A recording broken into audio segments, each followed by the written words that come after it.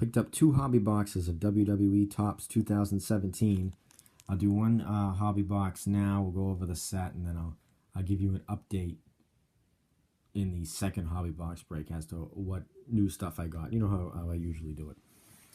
So now the main set is 100 cards, Raw, SmackDown, NXT, Legends, and then there's a couple of cards featuring... Well, there's 3 cards featuring 3 people who aren't on any brand as of right now. Interesting how Tyson Kidd is part of this. The first card on top is a guy who isn't even on TV at all. I wouldn't even really consider part of the roster, to be honest with you. But The Rock sells things, so why not put him on? Now, the design is exactly like 2017 baseball. It's an okay-looking design. I mean, I've liked a lot of the other ones in the past. It's not the best. Obviously, it's borderless. I like borders, and you know the nameplate is. It just seems so plain to me. Not ugly, but just plain. Well, that's my opinion on it. So let's see some of these cards here. It's broken down into Raw and SmackDown as it should be. And just to note, it's very out of date, but that's not really Topps' fault. They included referees for each show, which take up a good chunk of the damn checklist. But that's all right. I've noticed also that the only 2 cruiserweights that are accounted for are the Brian Kendrick and TJ Perkins. The other cruiserweights and some extra NXT guys are in this 20-card insert set, and I have no idea how to find it. I don't know if they're short prints in hobby or if they're retail only. I'm trying to look up some information on them, and I just can't find it. They're not up on eBay yet. I don't know if anybody knows where I can find these damn cards. Let me know in the comments. So now here's SmackDown. Like I said, the rosters are out of date, but it's all right. Not a big deal. Yeah, I don't know about putting the referees in there though. I could do without all that. There's the Undertaker, who has an autograph in this set, and a big reason why these are flying off the shelves, by the way. So here's the NXT portion of this, which is obviously the big get, or one of the big gets, to get the first cards of a lot of these people. Here's Samoa Joe, who was in the NXT pile, but they gave him a Raw. They gave him a Raw get up here, Raw logos and stuff. Interesting how that ended up working out. I'll tell you my favorite card, besides all of them. What was it? There we go. Precious Paul Ellering on an NXT card. That's pretty cool. Shinsuke. William Regal. Yeah, tons of NXT cards, by the way. It's pretty good. I'm glad that this is a well-represented aspect of this checklist. Now for the Legends. Not as many as the other years, and I'm going to tell you, this is probably the weak spot of it, because Norman Smiley, okay, there's Ric Flair, Terry Reynolds, who is one of my favorites, Beth Phoenix, new Hall of Famer, Eric Bischoff, Ivory, Judy Martin, who I don't think very many people who are watching this video have ever heard of, Kelly Kelly, who we're playing fast and loose with Legend, Leilani Kai, Princess Victoria, who I actually had to look up, and Tori Wilson. 2, 3, 4, 5, 6, 7, 8.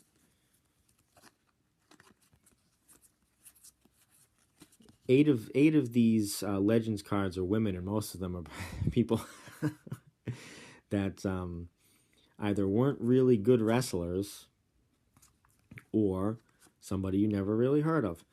So the Legends part of it is a little weak, not because it's loaded up with women. I don't want anyone to think that that's what my point is. My point is because Norman Smiley is not a legend. He's on this because he's a trainer in NXT, probably. My point isn't because it's loaded up, because Beth Phoenix I love. She's the best, and I absolutely love Terry Reynolds as well. Ivory was really good. I know who Judy Martin is, and I know who Leilani is. These two right here weren't really all that great, and I never even heard of her. So I just wish they should have gave like Vader or Stan Hansen or Macho Man. Throw some of those guys in there. Maybe even just make the checklist bigger. Don't take anyone else. Don't take anyone out, because Leilani Kai does deserve to be in it. She is a legend. She should be a Hall of Famer if she's not one already. And Judy Martin as well. And so should Ivory. And even Tori Wilson and Kelly should be too, because they were around for so long. But yeah, the Legends are a little different than it's been in the past. Usually that's a big highlight of the set. This year was a little bit of a letdown. So we'll get to the inserts in a second. Tons of parallels. Good mess of doubles. I really don't care about that stuff. I'm not making a rainbow. Now time for the inserts. Not a very good insert set this year. Basically a WWE Network commercial in the inserts. We have Stone Cold Podcast. I'll move these John Cena cards out because these are actually decent. Breaking Ground. And Total Divas insert. So basically a 3 insert set that's advertising the WWE Network's reality shows. Not really that big a fan of those at all. I would much rather, they use this space to, I don't know, pay tribute to some of the other territories or some of the old companies and stuff that never really get their due in these trading cards, because they own all that footage and stuff, so they can easily give photos and stuff for Topps to print cards of. Like I would like to see a 10-card insert set for the great champions of the AWA or the World Class Championship Wrestling, or Mid-South, or the NWA, or ECW, or Jerry Lawler's company, or any one of those. Anything like that would have been great, instead of a insert checklist that says, hey, look at the shows that we have on our network that are actually kind of crappy. Even though Breaking Ground's okay, but still, I'm not gonna give it a pass just because that's an okay show. Now, the other insert set is the John Cena tribute insert that's been spanning a couple of products now. You get 4 per box. These are nice. I got no problem with these. John Cena's okay.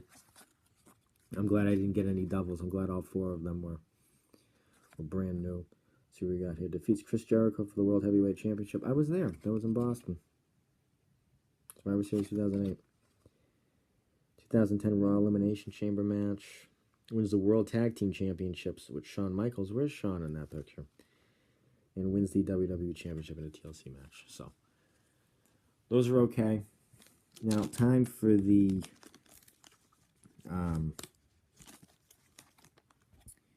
hits. So, I got 1 blue NXT Nick Miller. Numbered to 99, 11 to 99. Like I've said before, numbered cards are neat. I got a numbered to 299, 183 out of 299. Big Cast SummerSlam Matte Relic. I'm fine with the matte relics. I'm not a big fan of the t-shirt ones. I like that they're fairly low numbered. I'd much rather have a SummerSlam matte relic than a piece of Big Cass's t-shirt.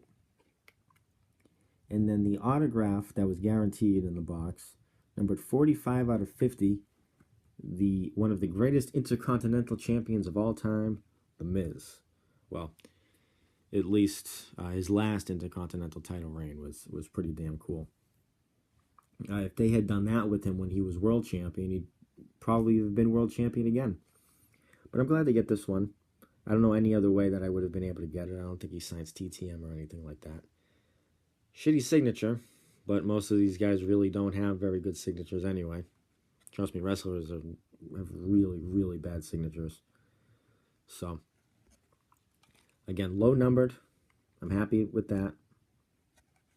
I'm happy with the hits. Overall, I would say that this set is pretty good. The insert sets are bogus, though. I give those a D- or an F. I give these a B+, A-, the regular set. So, B+, A-, fuck it, the hell with it. An F for the inserts. Not a fan of the inserts at all. But do I recommend? Yes, for the base set, and the signer list is actually pretty decent. So you will get one autograph that you're probably fairly happy with. And again, they have printing plates and kiss cards and stuff like that. So, yeah, I'll do another video showing the updates that I got in my other hobby box. So, thanks for watching.